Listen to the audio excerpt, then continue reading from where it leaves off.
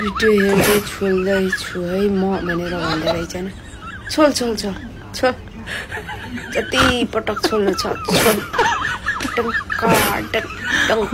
डङ छोल यो भन्दै गर्दा तिमी छाडा कमेन्टलाई किन प्राथमिकता दिन्छौ किन अगाडि ल्याउँछौ भनेर नभन्नु होला यो एउटा राम्रो कुरा हो यदि उसले मेरो फोटो नहेरेर हैन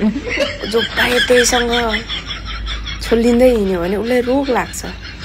तर अब म कुन कुनामा कहाँ बसेर मैले भिडियो बनाएको मेरो भिडियोलाई हेरेर उसले छोल्छ भने उसलाई रोग त लाग्दैन नि त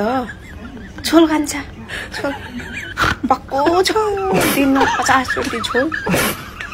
फेरि हिँड्न नसक्ने कुकुर जस्तो भएर चाहिँ नै भिटामिन खा भिटामिन के को त्यो टिप्स पनि म भन्छु काजु खा बदाम खा अन्डा उसिनेको खा लोकल अन्डा उसिनेको खा एक्सर्साइज गर